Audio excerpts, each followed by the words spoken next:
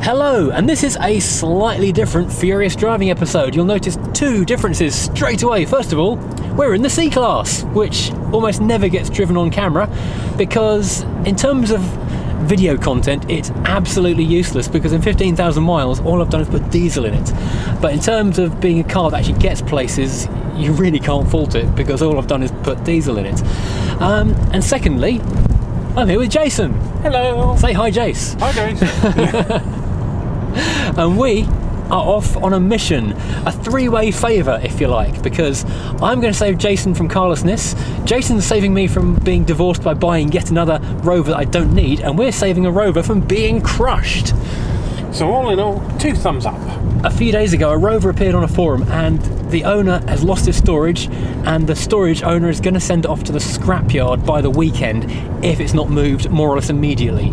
And no one has stepped up to take it, and I could not let a little Rover be crushed for no good reason. Yesterday Jason's car cam belt snapped, so he is now in desperate need of a car in a hurry. And if I had bought that extra Rover, which I've got no space for, no time for, no patience in wifey for. Yes, yeah, my wife would basically divorce me if I brought home another 90s Rover for no sensible reason. We're all doing each other a favour. Jason's doing me a favour by saving my marriage, I'm doing him a favour by saving his carlessness, and we're doing the car and its owner a favour by taking it away. We're now on the way to go and collect it, so in a few minutes we are going to be one Rover the richer. Yay! Yay! No, this is bog stand, but he says the battery was flat this morning, so I might just jump it.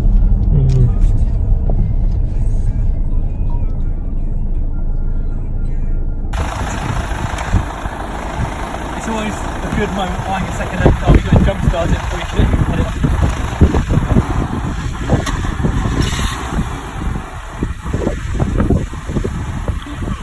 And that sounds like a Happy K series. That sounds quite smooth, doesn't it? Yeah.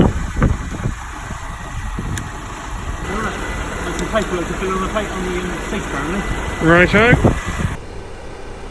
Well, this is what Jason just paid £150 for.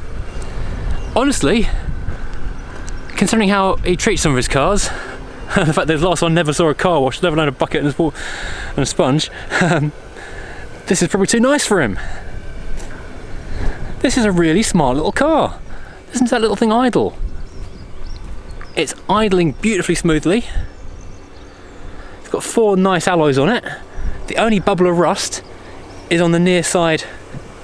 What's an interesting little crease on the bumper, on the bonnet, but I guess we're okay there.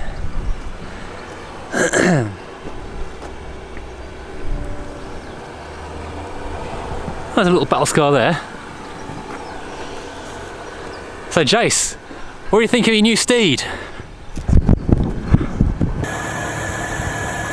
Well, that is actually pretty smooth for a car that's been sat for I don't know how long, and we had to jump start this morning. Quite impressed with that. Let's have a look at what Jason's paying money for right now. Oh, I thought for a moment there's front end damage, but it's not, it's just a cracked little bit of trim just there. That's alright. The water tank's sitting at a reasonable level. I won't pull the oil thing out right now. A little bit of rustage on the arch, not too bad though.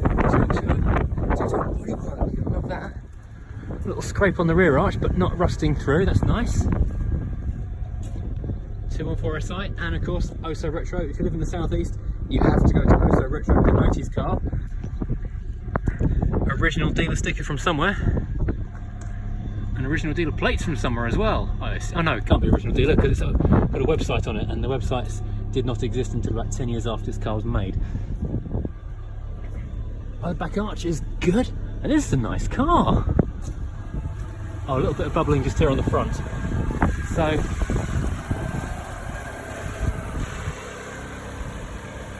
that's really quite nice. Let's have a look inside. Well, it's got a free TDK cassette of some kind, some sweet wrappers. These seats Oh, nice. Oh, look at that. It looks like it's had some kind of hi-fi in it at some point. There's a massive great cable for subwoofer and other amplifier connections. That's not an original radio cassette though.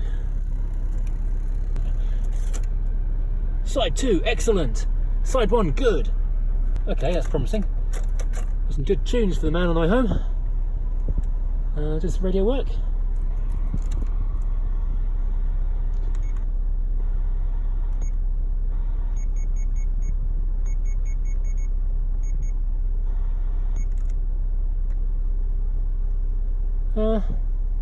Radio might work, but it doesn't seem to be an aerial on it.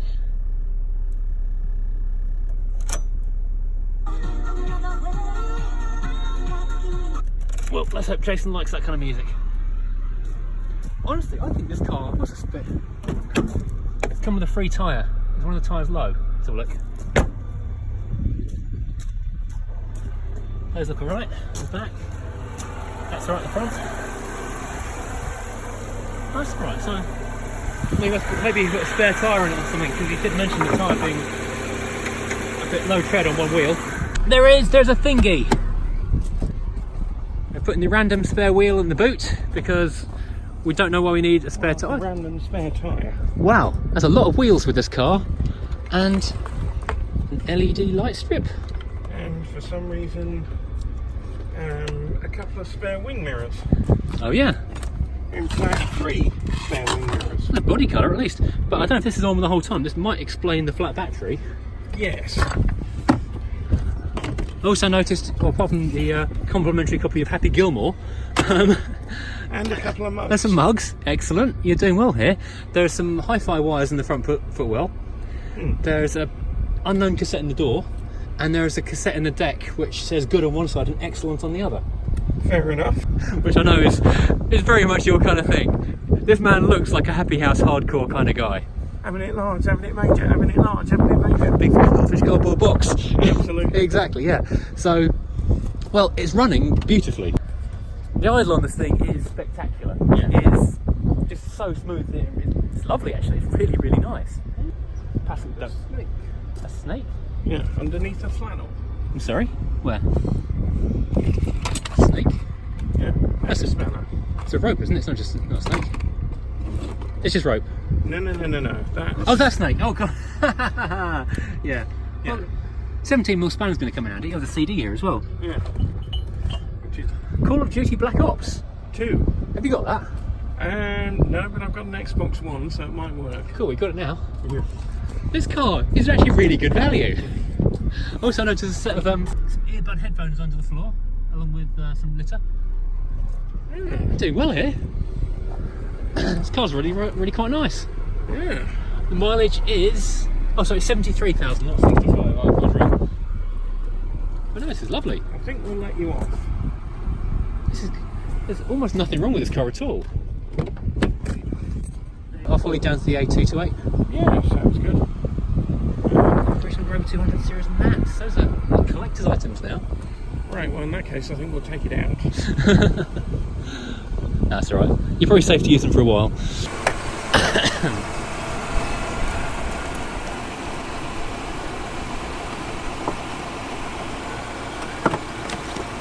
Oh! And the window works. Keep fit windows. I'm genuinely surprised to see that. I'm genuinely surprised to see manual windows in this car. Oh well. If you stop for petrol, don't turn it off. Probably not a good idea, no. It's probably only flat because it's been sat for so long, but you know, just in case they get funny about you jump starting cars on forecourts.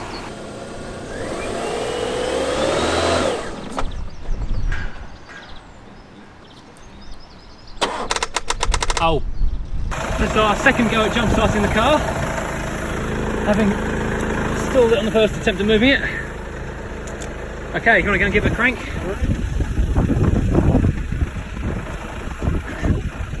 This time plenty of beans, not gear is it? No. Okay, at least it starts easy.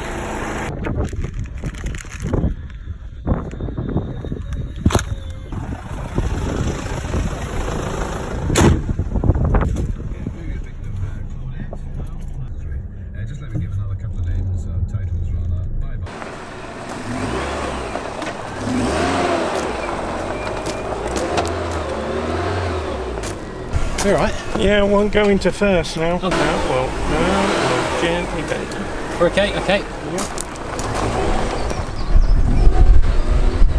One happy man driving off in his slightly ropey Rover. I feel bad now. Yeah, so the reason we're doing this particular adventure is that a couple of days ago, on the Rover R8 Enthusiast Facebook group, a car turned up. It was listed as in Doncaster, where the owner said he had to get rid of it because he'd lost his storage, and if no one came to collect it, it was going to go to the scrap man and be, turned into toasters. And I didn't want that to happen to a nice little Rover 214, so I said, yeah, fair enough, I'll take it. And I planned a silly collection caper where I would get the train up to Doncaster, or Jason was going to come with me, and then we could use his car as like an emergency car with like a can of petrol, spare battery, tools and stuff in it. And then we would fix it at the guy's house as much as we could, take it to the nearest MOT station, and then drive it back from Doncaster, which is about 250 miles or so. Anyway, we were talking about this, but then the guy kind of decided maybe he would quite like to fix it after all, so that fell through. In the meantime, another Rover 214, possibly a slightly nicer one if I'm honest, same spec, an SI, also turned up on the R8 community. Someone I know, in fact, through the car clubs, said, if you're after a 214, I've got one for sale I've got to get rid of. Same situation, losing his storage. I had to sort of apologise and say I don't actually want a 214, I'm only rescuing this one because it's going to be crushed. And then he put it out for general sale. But a day after that, this is all across like 3 days, Jason said his car was acting strangely. He couldn't work out what the problem was, it wasn't running right. He got a mobile mechanic round who changed the cam position sensor, or crank position sensor. Cost him like £100 to do that. And almost immediately after having spent that £100, the cam belt failed on him. And so his engine was just junked. The car, his old Vectra, is going to get weighed in tomorrow, I think, or this afternoon. So he was suddenly in dire need of a car, so I contacted my friend again and said, I don't suppose you've still got the Rover 214? And he did, thankfully. And so Jason saved me from buying the 214 by buying it. We've saved him from having no car because he's now got the rather fetching 214 himself. And,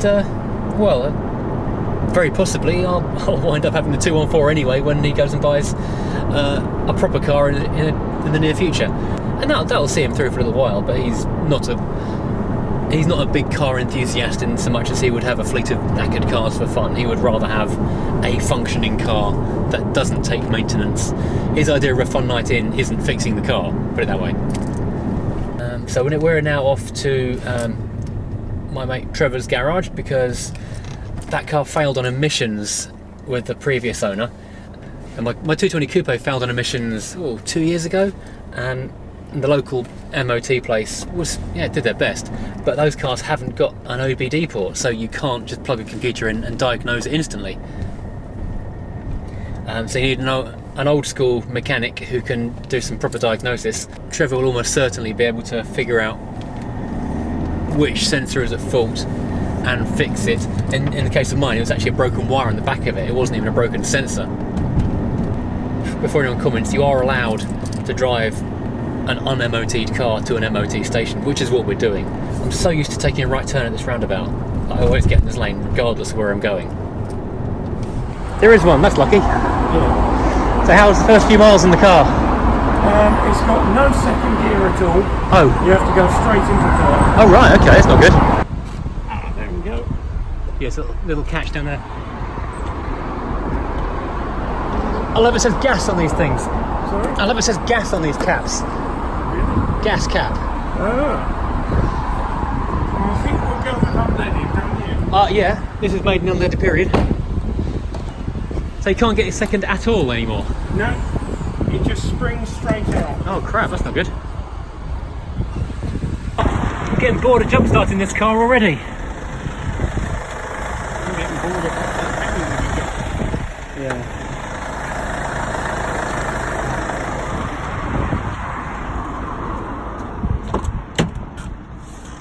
Oh dear me. Oh Christ. It's not turning now, that's the problem.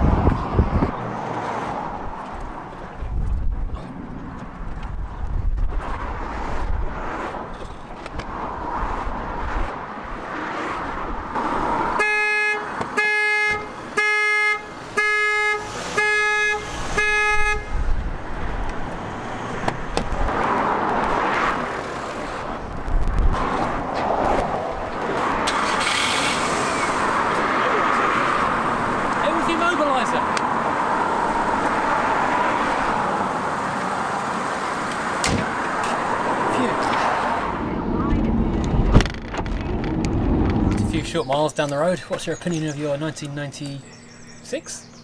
No, 94, 94. L plate. Oh yeah, 94. What's your opinion of your 94 Rover 214 SI? Pretty good, actually.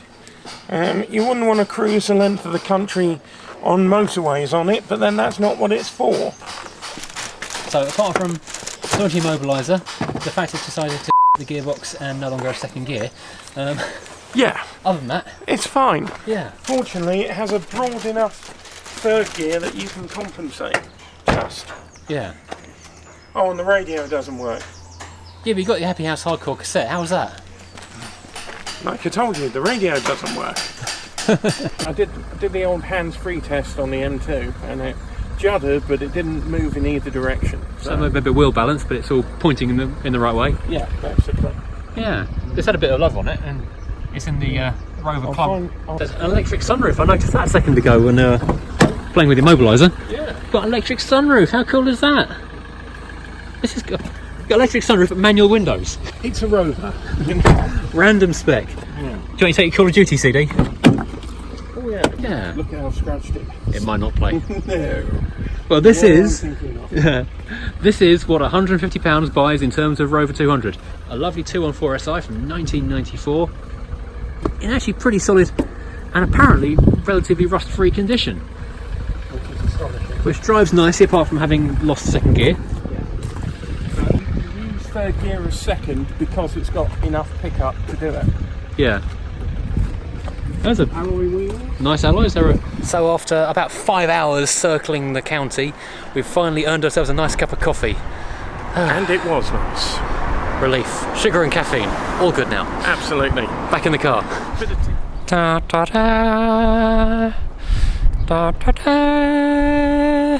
Da, da, da, da, da, da, da, da, da. Goodbye, sweet 2007 Vectra. This is the reason for today's little escapade into the countryside. This served Jason well for many years.